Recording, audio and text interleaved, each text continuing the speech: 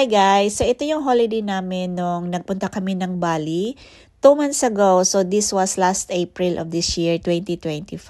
Ngayon ko lang siya na-upload guys. So that day ay umalis kami ng maaga dahil pupunta kami ng motor shop. So yung hubby ko ay gustong magtingin doon sa mga motor shop, yung mga motor parts, yung mga gamit ng pag nagda-drive ka ng motor. So yan ang gusto yung tingnan ko. Mura ba daw dyan sa Bali. Then after naming mag-motor shop ay nagpunta kami ng shopping center at bumili yung aking anak ng shoes. So nakabili kami day ng shoes niya. Saka bumili din ako ng shoes ko.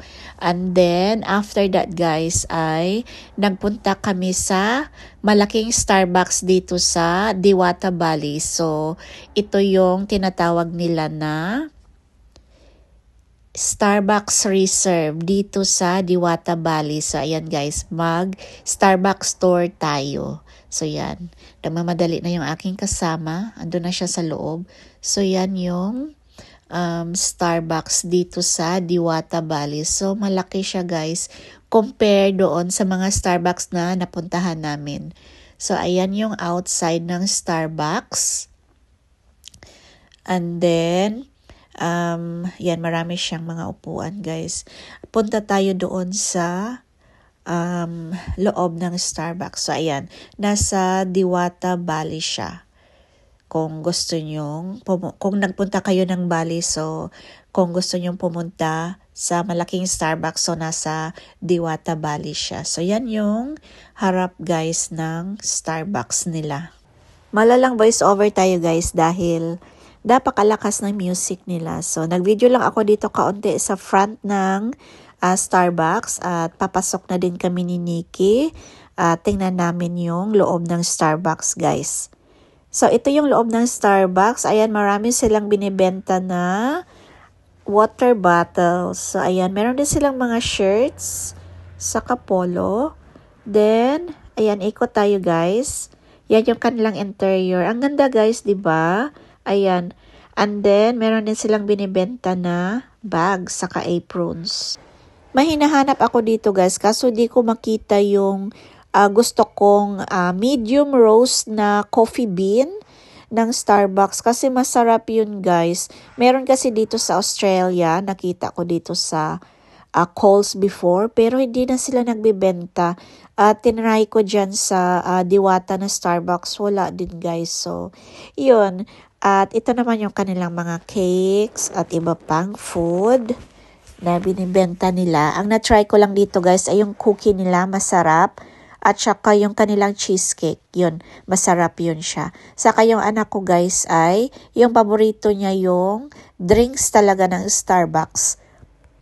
Maganda dito sa loob guys, ayan, malaki, maaliwala, saka hindi siya crowded. Marami siyang upuan, so marami kang choice kung saan mo gustong umupo. Sa labas, sa may parang garden nila, sa loob, saka sa top. So, meron pa silang second floor. Tingnan natin yung second floor, guys. Ayan, paakyat na ako niyan sa hagdanan.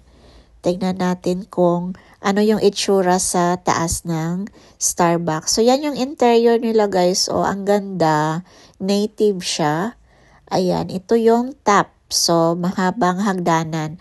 Yung wall nila ay meron silang nakadecorate na yung coffee.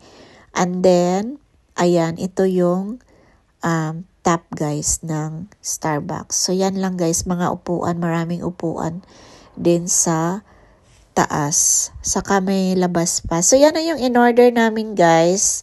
Strawberry acai refresher. So gubayan na lang ako kay Nikki. Kasi gusto ko din i-try yung drinks niya. Masarap naman siya pero para sa akin medyo sour siya. Pero si Nikki gustong-gusto niya. At nakauwi na kami ng Vela. So ayan, nagtitingin kami kung ano ang pwedeng kainin for our lunch. So after namin sa labas guys, yan yung ginagawa ng dalawa. Nasa pool area lang sila, gusto nilang mag-swimming. And then, ayan guys, punta tayo doon sa loob dahil ando na yung ating in-order. Ano namang food? Thank you. Ay, here. Yeah. you. Maybe just put here. Yeah. Thank you so much. Ay! No, we want the like that. Oh, yeah. Yes. Okay. Because he always buy the big one. My lunch. And it is chips. Okay. Yeah. Thank you. Right? Yeah, one.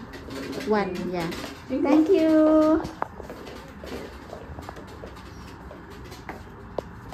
Ngayon ko guys, niya. Itong ilap. Ngayon ko guys, niya. Wala, may nagkasinabot.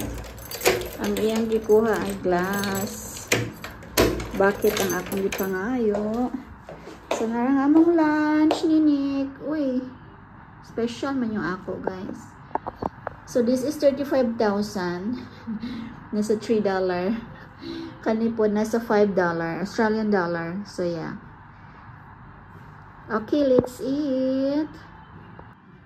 My lunch. Ano siya? Nasi goreng with chicken skewer.